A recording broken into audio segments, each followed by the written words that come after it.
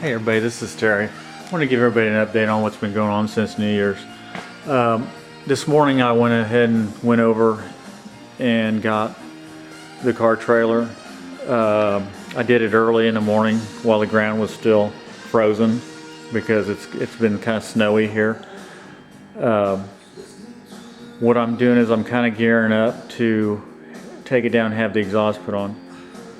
And due to the fact it's really colder and shit out, and you know, you never really know from one day to the next whether or not it's going to snow or rain or this and that. I wanted to have it on the car trailer ready to go if I get an envelope of time where I can take it down there and have that done. I decided to go ahead and do the exhaust next because I have a battery that needs to be mounted under there. I have a transmission cooler that has to go underneath there, and there's some other miscellaneous stuff that has to go underneath there. And I thought it would be easier for the person putting the exhaust on if he did his job first, and then I avoid where he put his stuff, as opposed to him trying to bend around where I put my stuff. So that's what I've decided to do.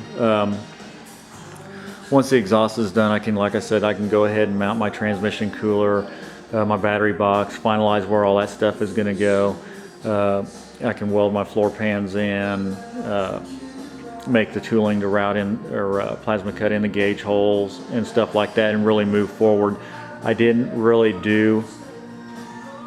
only did probably maybe 2 weeks of work on this truck in 2014, so I would like to not have another year like 2014. I mean, I got stuff done in 2014. You know, it was all on, you know, Julie's car, which is fine.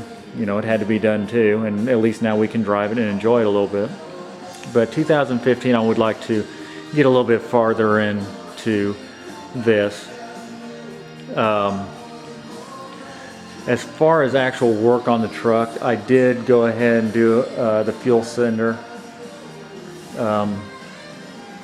This is a Summit fuel cell, 15-gallon fuel cell, and it comes with a 090 ohm sending unit, which is pretty normal. Unfortunately, the gauges that I ordered, I guess, aren't normal because they required a 240, and I think it's a 30. It's like 30 to 33 or something. I don't know, whatever it is. Ohm sending unit to operate the gauges. So this one here is also a Summit deal, and it's a universal, and I went ahead and modified it to fit this tank. And when I was testing it, and I think you should test these before you install them, otherwise you may be pissed off, because this one here actually had a problem where when you wiggled the float forward and aft, it would lose resistance. Okay, well, that's going to affect your gauge. Your gauge is going to be bouncing around. So I had to end up taking it back out and taking it apart and bending the contact to where it had a little bit more pressure on the resistor to make it so it didn't do that and fluctuate around, and put it back in and test it to make sure it was still, you know, doing what I wanted to do. But now, had this been a problem and I hadn't found that, it wouldn't have been really a big problem to me, because this area here is going to be accessible after the wood's in.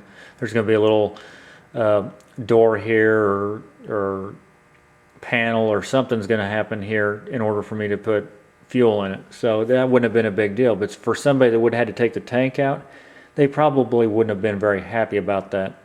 So you probably ought to test those and wiggle and jiggle them around a little bit before you just put them in and think they're good to go, because I think you'd be disappointed. But anyway,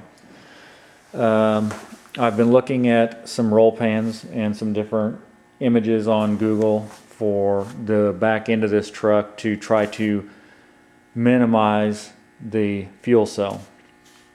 I've always been going to cover up the spring shackles. That's always been in the plan. I looked at some S10 roll pans. I've looked at some of the, like the 88, 89 series fleet side roll pans to see if I can find one that would give me a good start for what I want to do. And I'm going to have the exhaust. Hopefully the exhaust will come out in this gap here. A little favor in this side, obviously. I'd like to have a nice exhaust tip that is shaped with the roll pan with a nice even gap all the way around it and give it kind of a neat look. So that's what I'm going to try to do. I don't think you'll ever be able to get the fuel cell completely out of sight. I don't think you can do that. It just depends on what it looks like when I get my stuff mocked up, what happens here. I'm not opposed to cutting the bottom off of this fuel cell, cutting out 2 or 3 inches, and then welding the bottom back on. I'm not opposed to that. I don't want to get to a point where I have to carry gas with me, though, is the problem. But we'll see what happens. If I don't like it or I don't think it looks good, then something will have to happen here. But I'm going to try to avoid that.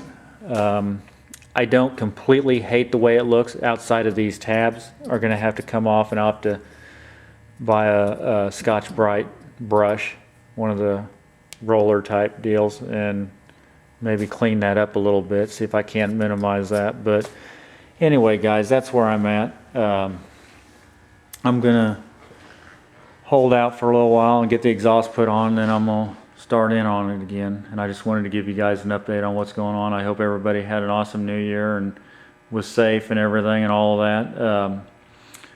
Anyway, thanks for watching. Bye.